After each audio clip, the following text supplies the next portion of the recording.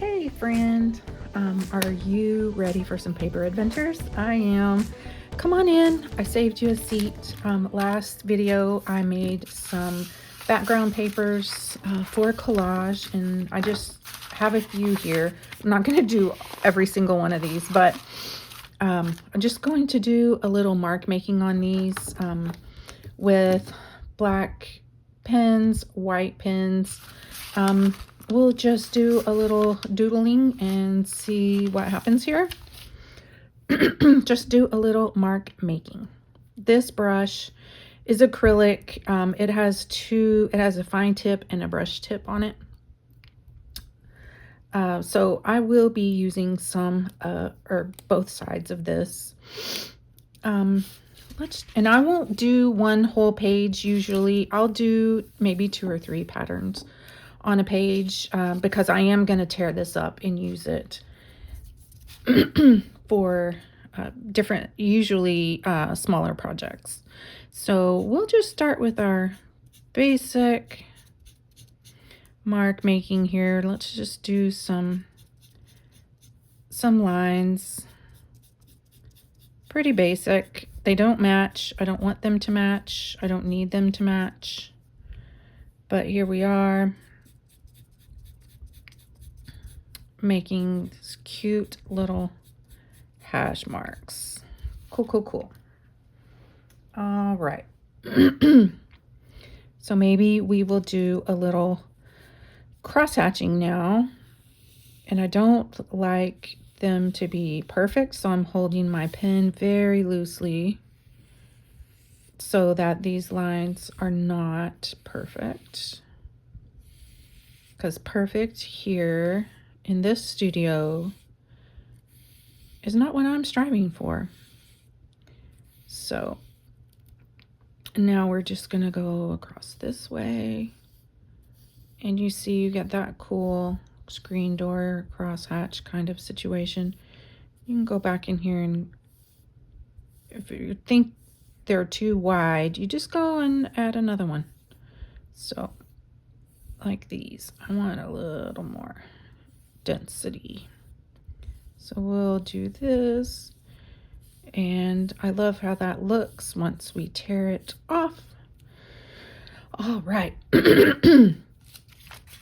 So maybe on this side, we will do, one of my favorites is doing X's and crosses. So let's do, because this is a brush and it can be a decent, if I don't push too hard, it will be pretty fine. So let's make some crosses here.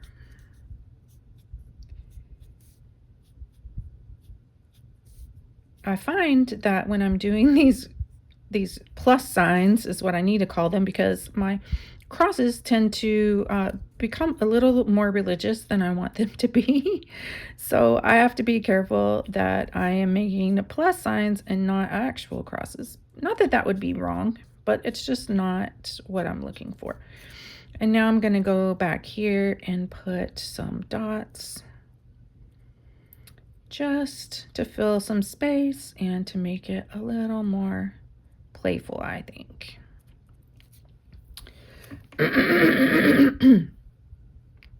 All right, and maybe now we will do some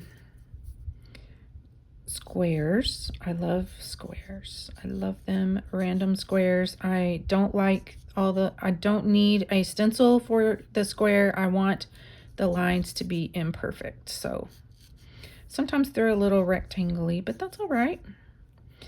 And I like the random placement of it.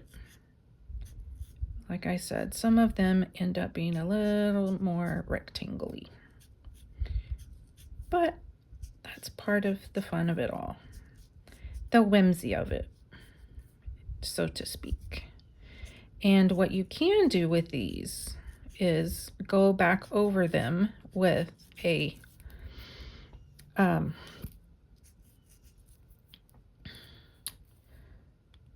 you could go back over them with the white, which is kind of fun, to kind of give them a little more a little different look like that. Or you can take a finer tip and just draw another rectangle. This one's running out of ink, but just go back over with a finer tip and make another rectangle like right next to it so that you can see the finer point, the finer line. And so, you know, it adds a lot of depth as opposed to just the one. See, this is really running out of ink. But you can see it really adds a lot of visual interest as opposed to even just the first square. But that is pretty cool. I like that. Then we can do one of my other favorites, and that is X's and O's. I love X's. See, I go too fast. And I don't want the little loops. They're not little fishies. They're X's. So I like them to not all be the same size and not all be the same distance apart from each other. I like little tiny X's and bigger X's. And then sometimes I will put dots like I did up here with the plus signs. Sometimes I will just add some circles because that's kind of fun. Just in some certain spots. Again, not too much thought going into this. We're just playing. We're just free handing this and thinking about it. So here I have a few different patterns that I can use in my collages later. So we'll put that one there. Let's grab a darker one, this pretty one, and we'll use the white. Along with the X's, I really love circles. So I will probably, for a little bit here, I will make circles that I do not want to be perfect circles. I want them to be loosey-goosey. And sometimes I'll do these with my non-dominant hand because I get a free, so I'm left-handed, so let's try some of this with this hand. It's going to go a lot slower, and it's going to go a lot more. You can see the difference, but I really like how it works, but I definitely can't control the pressure like I can with my left hand. I'm pushing a lot harder, but that's all right. It's going to be so cute when it goes into a collage. It almost looks like a little abstract rose, the way I'm putting those together, right? Especially these couple, looking so cute. Two, I may do, because this is dark paper, I may do some little freehand stars, and my stars look wonky, and I want that, so I am not mad that these look a little bit like a 5-year-old drew them, because that's what I'm looking for.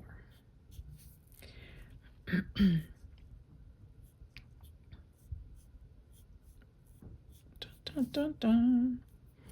I'll put one up here. And it's fun to just play around with this. I might get better at it if I practice, but I don't care. And again, I'm going to put little baby stars that are far away in here. So there's another design. We could do just scallops.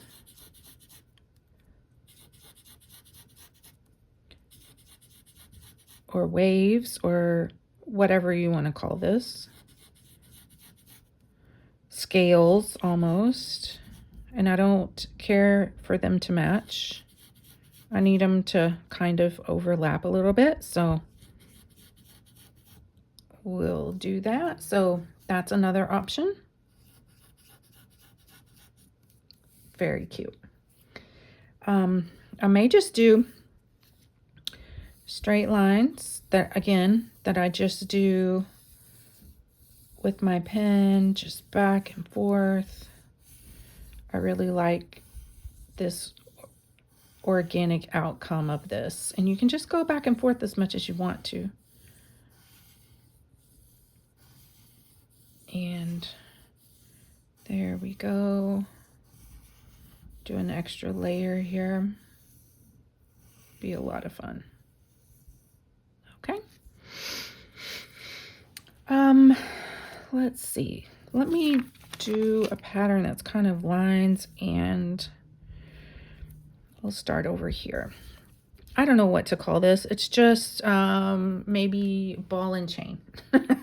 I don't know what to call it. We're going to do a line, and we're going to do 3 dots, 3 circles, and a line, 3 dots, and a line. And then we'll just vary this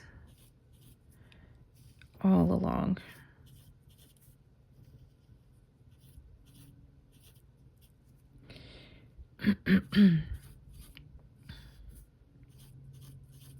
So that we have some lines and some dots all along.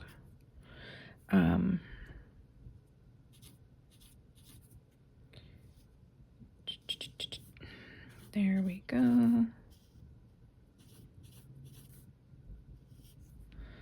Like this. That's kind of a fun pattern.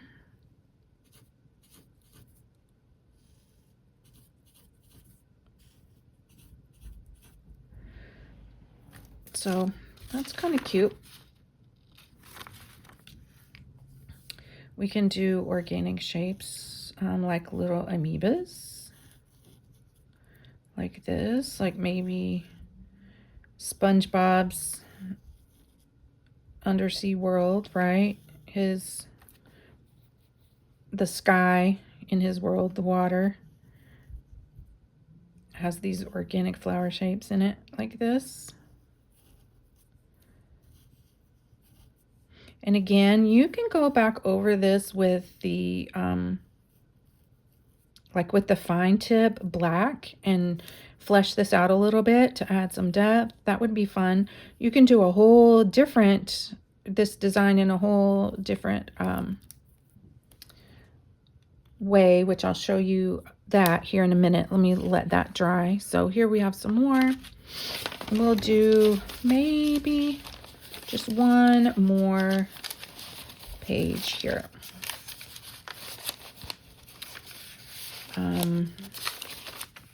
Let's see.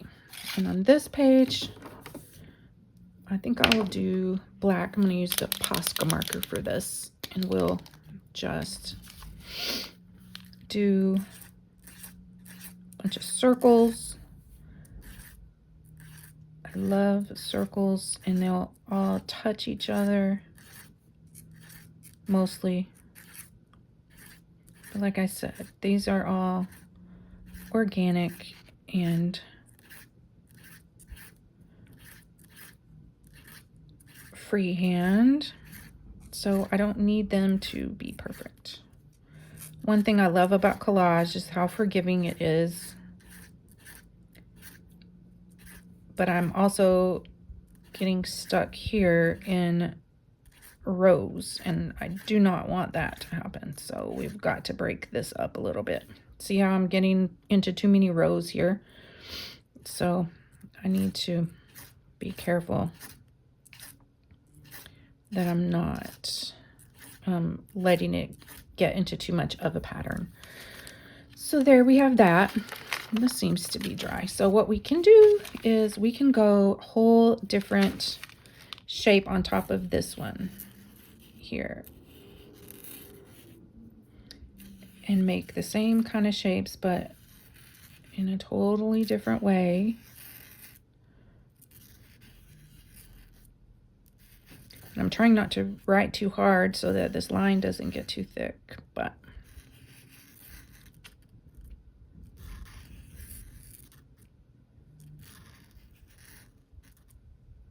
These are getting pointier than I want them to be. They need to be rounder.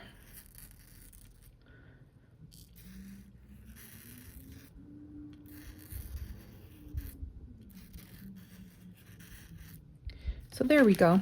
As you can see, we've got the the black and the white, which makes for a really fun pattern once you tear this up. Because something I will tell you is, let me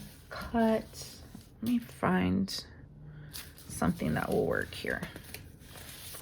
We can do this. If you cut a piece of paper, just cut a little square out of it, or a rectangle, which I guess this is going to be a rectangle, which is fine.